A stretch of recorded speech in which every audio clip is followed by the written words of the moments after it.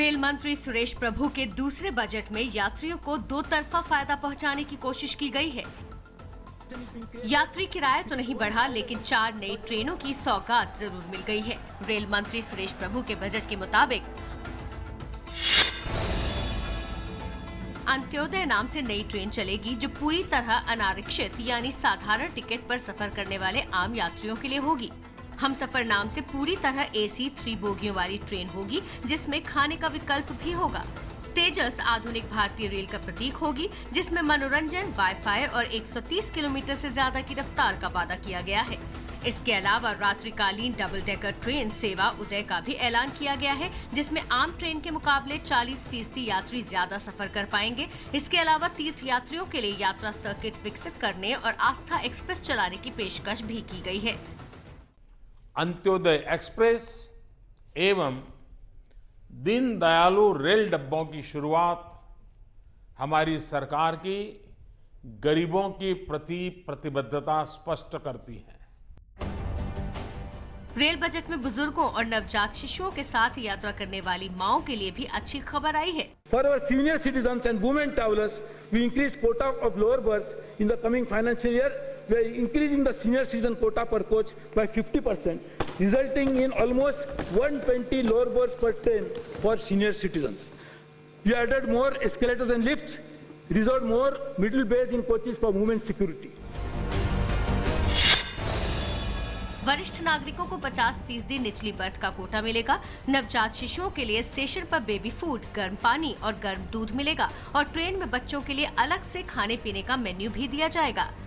Rail budget में मिली इन सुविधाओं को लेकर लोग काफी खुश हैं। वरिष्ठ नागरिकों के लिए जो सुविधा दी है, उसके लिए हम रेलवे का बहुत बहुत धन्यवाद करते हैं। बुजुर्गों के लिए सोचा गया है, वो बहुत अच्छी बात है। उनका कोटा बढ़ा दिया गया है, सीटें बढ़ा दी गई हैं और महिलाओं की सिक्योरिटी की जो बात है, खाने की तरफ भी ध्यान दिया गया है, साफ सफाई की तरफ भी ध्यान दिया गया है। तो ये एक अच्छी बात है, ये अच्छी सोच की बात है। रेल मंत्री सुरेश प्रभु के बजट में सुविधाएं बढ़ाने और यात्रा को ज्यादा आसान बनाने पर भी जोर दिया गया है।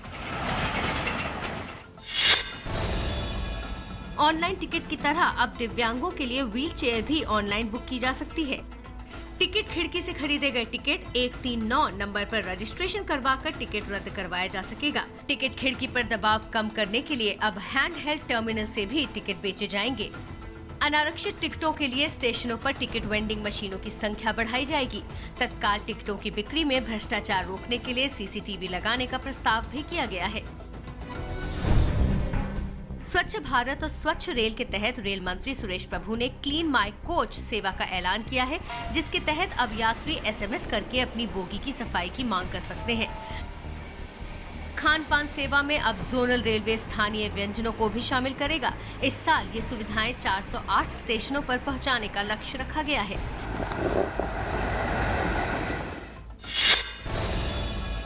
इस साल के अंत तक 100 स्टेशनों को पूरी तरह वाईफाई से लैस करने की योजना है और अगले 2 साल में 400 स्टेशनों को वाईफाई से लैस कर दिया जाएगा। यात्रियों की सुरक्षा के लिए यात्री बीमा के इंतजाम का वादा भी किया गया है। यात्री बीमा वैकल्पिक होगा, यानी यात्री चाहें तो पैसा देकर बीमा ले सकते हैं। यात्री विश्रामलयों में अब हर घंटे के हिसाब से बुकिंग की जा सकेगी, जबकि पहले कम से कम 12 घंटे के लिए बुकिंग होती थी। मनोरंजन के लिए ट्रेनों में FM रेडियो सेवा देने का भी ऐलान किया गया है। रेल मंत्री ने देश से वादा किया है कि साल 2020 तक जब चाहे तब आरक्षण की सुविधा उपलब्ध होगी और अगले 4 साल के अंदर लेट लतीफ मानी जाने वाली भारतीय रेल की 95% ट्रेनें समय पर चलेंगी। मुसाफिरों को क्या चाहिए? टिकट मिल जाए, रिजर्वेशन मिल जाए और इंफॉर्मेशन मिल जाए और सेफ्टी मिल जाए। ये चीज़ें का लक्ष्य रखना, नहीं तो अदरवाइज आप लोग यही कह सकते हैं कि जी भेड़ बकरी की तरह हम लोगों को ले जाते हैं, ऑर्डिनरी आदमी को। तो वो चीज़ बंद करने का, उस चीज़ के अगर एक व्यू को बदलने का अगर कोशिश है तो अच्छी बात है। सबसे बड़ी दिक्कत होती है लोगों को टिकट मिलने की। तो लॉन्ग कैपेसिटी ऑगमेंटेशन एक बड़ा भारी मुद्दा है। आज तक किसी ने ये नहीं बताया कि मैं ऐसे पोजिशन बना दूँ 2020 तक सबको सीट मिल जाएगी। ये बहुत बड़ा स्टेप है।